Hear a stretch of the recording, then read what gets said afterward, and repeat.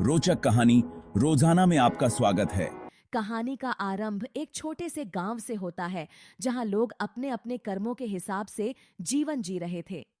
इस गांव में एक निर्धन किसान शंभू रहता था। वह अत्यंत सरल, विनम्र और मेहनती व्यक्ति था, लेकिन उसके पास कुछ नहीं था सिवाय एक छोटी सी झोपड़ी और थोड़ी सी जमीन के, जिस पर वह खेती करता था। दूसरी ओर गांव का सबसे धनी व्यक्ति ठाकुर भानु सिंह था, जो अपने अत्याचारों और घमंड के लिए प्रसिद्ध था। शंभू हर सुबह सूर्योदय से पहले उठता और अपनी छोटी सी जमीन पर काम करने चला जाता। उसकी पत्नी गंगा घर के कामकाज में व्यस्त रहती थी और दोनों अपने जीवन से संतुष्ट थे, भले ही उनके पास अधिक संपत्ति नहीं थी। उनका एक बेटा छोटू भी था, जो स्कूल जाता था।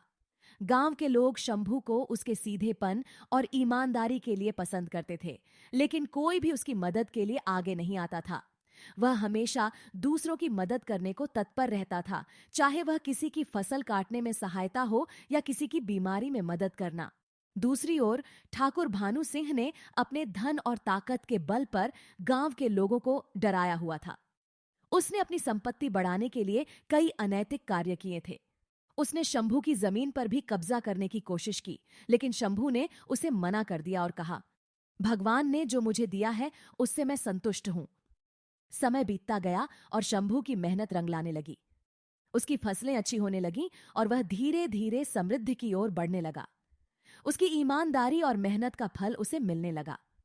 दूसरी ओर ठाकुर भानु सिंह के बुरे कर्म उसे भारी पड़ने लगे।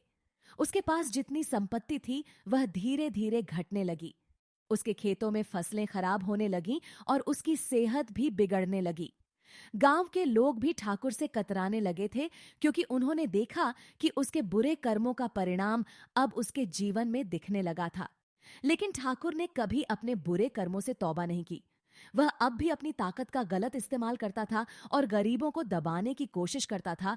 एक दिन गांव में भयंकर बाढ़ आ गई। कई लोगों के घर और फसलें नष्ट हो गईं। शंभू का घर भी बाढ़ में बह गया, लेकिन शंभू ने अपने आप को संयमित रखा और गांव के लोगों की मदद के लिए आगे आया। उसने अपनी बची हुई फसलें और जो भी थोड़ा बहुत धन उसके पास था, वह गांव के लोगों में बांट दिया। उसने ठाकुर भानु सिंह की भी मदद करने की कोशिश की, लेकिन ठाकुर ने उसकी मदद को ठुकरा दिया और कहा, तुम गरीब, क्या मेरी मदद करोगे? लेकिन शंभू ने अपने स्वभाव के विपरीत कोई प्रतिक्रिया नहीं दी। समय बीतता गया और शंभू ने अपने कर्मों के फल से फिर से अपनी स्थिति मजबूत कर ली। उसकी मेहनत और ईमानदारी ने उसे गांव के सबसे आदरणीय व्यक्तियों में से एक बना दिया। दूसरी ओर ठाकुर भानु सिंह के बुरे कर्मों ने उसे बर्बादी की कगार पर लाकर खड़ा कर दिया। उसकी संपत्ति खत्म हो गई और वह बीमारियों से घिर गया। अब उसके पास न तो धन था, न ही कोई साथी। एक दिन ठाकुर भानु सिंह को अपने बुरे कर्मों का एहसास हुआ। उसने देखा कि जिन लोगों को उसने कभी तुच्छ समझा था, वही अब उसे छोड़ चुके थे। वह अकेला और बेबस महसूस करने लगा। उसे समझ आ गया कि जीवन में धन दौलत से ज्यादा महत्वपूर्ण अच्छे कर्म हैं। एक दिन ठाकुर भानु सिंह शंभू के पास गया और उससे माफी मांगी। शंभू ने उसे माफ कर दिया और कहा, कर्मों का कोई साथी नहीं होता ठाकुर साहब। जो जैसा करता है वैसा ही फल उसे मिलता है। आपने अपने जीवन में जो भी किया उसका परिणाम आप आज देख रहे हैं, लेकिन अभी भी देर नहीं हुई है। अगर आप सच्चे मन से अपने कर्म सुधारेंगे तो भगवान भी आपको माफ कर देंगे। ठाकुर भानु सिंह ने शंभू के सामने प्रण लिया कि वह अब जीवन में सिर्फ अच्छे कर्म करेगा। उसने अपनी बाकी संपत्ति को गरीबों में बांट दिया और अपनी बाकी की जिंदगी लोगों की सेवा में लगा दी।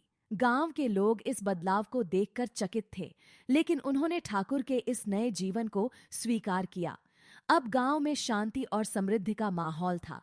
कहानी हमें यह सिखाती है कि जीवन में धन दौलत से ज्यादा महत्वपूर्ण अच्छे कर्म होते हैं। कर्मों का फल हमेशा हमारे साथ रहता है, चाहे हम इसे माने या न माने। बुरे कर्मों का परिणाम भी बुरा ही होता है, जबकि अच्छे कर्म हमें सम्मान और शांति देते हैं। इसीलिए जीवन में हमेशा अच्छे कर्म करने चाहिए, क्योंकि कर्मों का कोई साथी नहीं होता।